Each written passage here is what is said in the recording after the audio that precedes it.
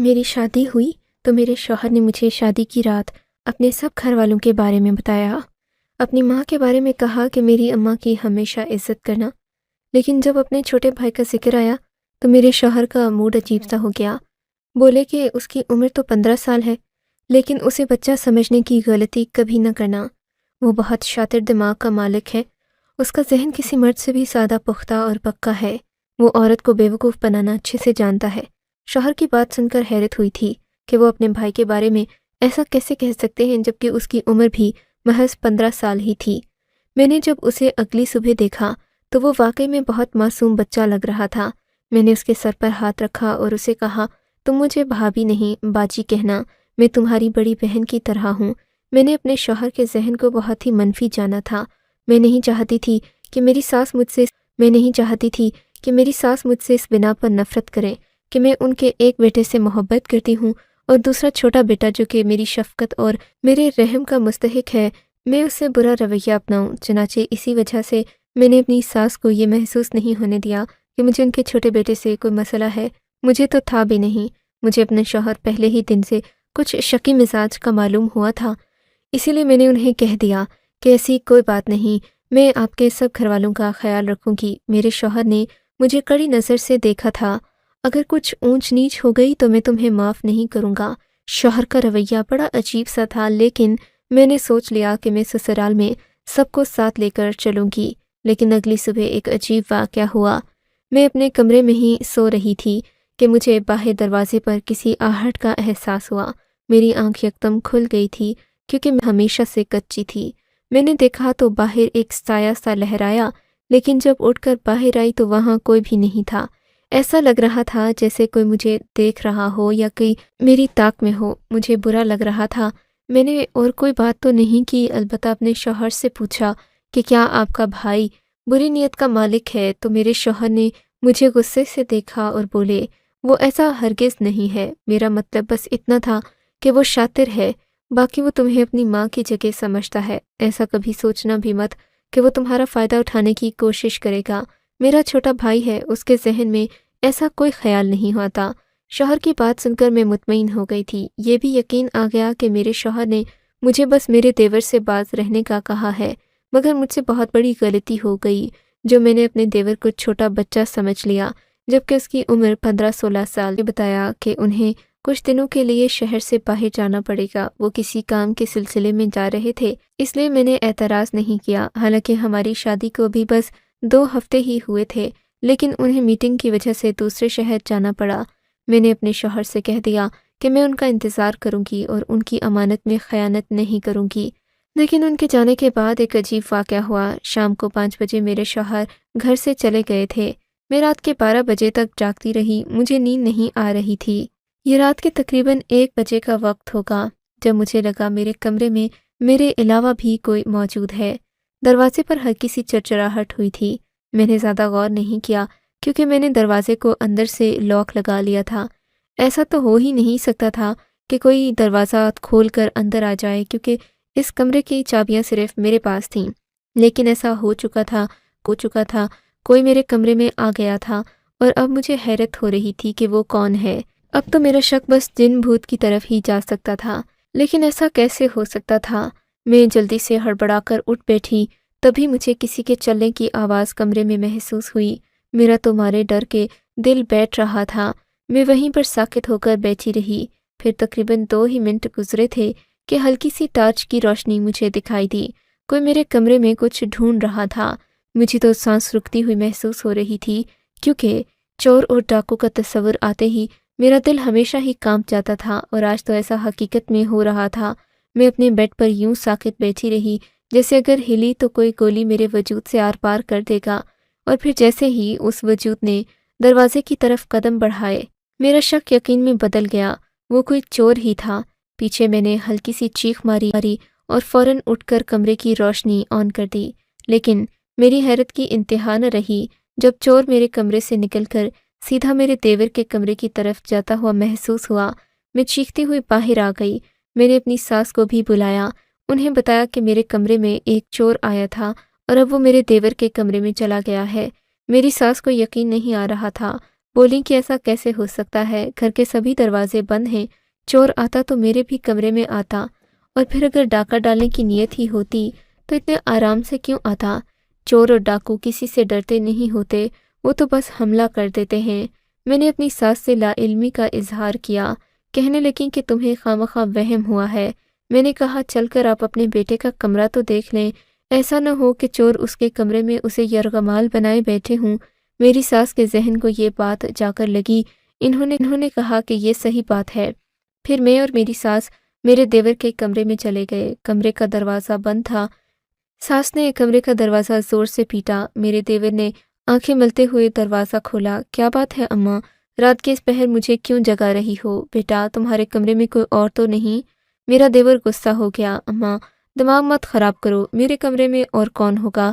کیا میں تمہیں ایسا لگتا ہوں کہ کوئی لڑکی بھگا کر لے آؤں گا؟ ارے نہیں بیٹا، ایسی کوئی بات نہیں، میری ساس نے کہا، اور پھر دیور کے کمرے کا دروازہ بند ہو گیا۔ انہوں نے مجھ سے یہی کہا کہ یہ تمہارا فہم ہوگا، کوئی تمہارے کمرے میں کیوں کر آ سکتا ہے؟ میری پریشانی تو حدوں کو چھو رہی تھی، سوچ بھی نہیں سکتی تھی کہ اس چھوٹے سے عمل کے پیچھے کتنی گھناؤنی کہانی چھپی ہوگی۔ میری خاموشی کے پیچھے بہت بڑی وجہ تھی۔ میں نے سوچ لیا تھا کہ اب میں اس گھر پر نظر رکھوں گی، کون میرے کمرے میں آتا جاتا ہے اس کا بھی پتہ لگاؤں گی، کس کے پاس میرے کمرے کی چابی ہے یہ بھی مجھے معلوم ہونا چاہیے۔ لیکن اس حد تک پہنچتے پہنچتے میرے ساتھ کیا سے کیا ہو جائے گا، یہ تو میں نے سوچا ہی نہیں تھا۔ اگلی صبح میرا شوہر بھی اچانک سے گھر آ گیا، حالانکہ وہ ایک ہفتے کا کہہ کر گئے تھے۔ میں نے انہیں گھر میں دیکھا تو میں حیران ہو گئی، پوچھ ڈالا آپ کیسے آئے، وہ بھی مجھے اطلاع کیے بغیر۔ بہرحال مجھے آپ کے آنے کی خوشی ہوئی، میں نے یہ کہا تھا، لیکن شوہر کی آنکھوں کے تیور بدلے ہوئے تھے، ایسا لگ رہا تھا جیسے وہ مجھ پر بھروسہ نہ کرتے ہوں، مجھے شک کی نظر سے دیکھ رہے تھے۔ تمہیں میرے آنے کی خوشی تو نہیں ہوئی لگتا ہے؟ میرے شوہر نے مشکوک انداز سے مجھے دیکھتے ہوئے کہا تھا۔ کیوں نہیں ہوگی خوشی، میں آپ سے محبت کرتی ہوں، میں نے کہا تو انہوں نے طنزیہ نظر مجھ پر ڈالی اور بولے چلو باہر چلو، سب لوگ ہمارا انتظار کر رہے ہوں گے، ویسے بھی تم تو بہت مشہور عورت ہو، تمہارا انتظار تو بہت لوگ کرتے ہیں۔ میں اپنے شوہر کی بات کا مطلب نہیں سمجھی تھی، ان کی باتیں بہت ہی عجیب تھیں۔ پہلے ہی دن اتنا شک، میں نے دل میں سوچا کیا آپ کو میں اچھی نہیں لگتی؟ میری بات سن کر شوہر نے خاص جواب نہیں دیا۔ پھر ہم لوگ باہر آ گئے، میری ساس کا موڈ بھی بگڑا ہوا تھا۔ میں نے ان سے ہنس کر بات کرنے کی کوشش کی، پر انہوں نے خاطر خواہ جواب نہیں دیا۔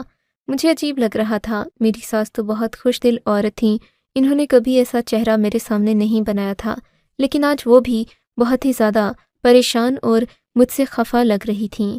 میں بھی چپ ہو گئی، میری ساس کو محسوس ہو گیا کہ مجھے ان کا رویہ برا لگا ہے، تبھی وہ میرے پاس بیٹھی اور کہنے لگیں بیٹی میں تمہیں ایک بات سمجھانا چاہتی ہوں، عورت کی وفاداری سب سے زیادہ اہم ہوتی ہے، وہ جب وفادار نہیں رہتی تا اسے اپنی وفاداری ثابت کرنا پڑتی ہے۔ مجھے امید ہے کہ تم بھی باقی ہر چیز کو بھلا کر اپنے شوہر کے ساتھ وفادار رہو گی، کیونکہ زندگی میں اپنے شوہر سے زیادہ اہم کچھ بھی نہیں ہوتا۔ یہ بات سن کر میرا ذہن بری طرح سے الجھ گیا تھا، آخر میری ساس مجھے کیا کہنا چاہتی تھیں، میں یہ سمجھی نہیں تھی۔ میں نے ان سے پوچھنے کی کوشش کی، پر انہوں نے وضاحت دینا مناسب نہیں سمجھا۔ میرے ذہن میں ہزاروں لاکھوں اندیشے اٹھ رہے تھے، کوئی تو بات ہے جو میری ساس میرے ساتھ ایسی باتیں کر رہی ہے۔ اب دل پریشان تھا، لیکن ایک بات جو دیکھنے والی تھی، ناشتے کی میز پر بیٹھا میرا دیور مسلسل مسکرا رہا تھا۔ اس کی مسکراہٹ ایسی تھی جیسے اس نے بہت بڑا معرکہ فتح کر لیا ہو۔ میری نظریں اس سے چار ہوئیں تو اس نے فاتحانہ مسکراہٹ کے ساتھ مجھے دیکھا۔ میں سمجھ گئی تھی کہ ضرور اس کے پیچھے کوئی نہ کوئی میرے دیور کی بھی چال ہے، کیونکہ بلا وجہ تو میری ساس اس طرح رویہ اختیار نہیں کرتی۔ میں نے سوچ لیا تھا کہ اب میں اپنے دیور پر بھروسہ کبھی بھی نہیں کروں گی، اس سے سختی سے پیش آؤں گی، اس سے کوئی ایسی بات نہیں کروں گی جس سے وہ میری کمزوری بنا سکے۔ پھر تھوڑی دیر بعد وہ خود ہی میرے پاس آ گیا، بولا کہ بھابھی مجھے آپ سے 1000 روپے چاہیے۔ میں نے غصے سے اس کی طرف دیکھا۔ تمہیں کیا لگتا ہے میں کوئی بیوقوف ہوں جو تمہیں پیسے دوں گی؟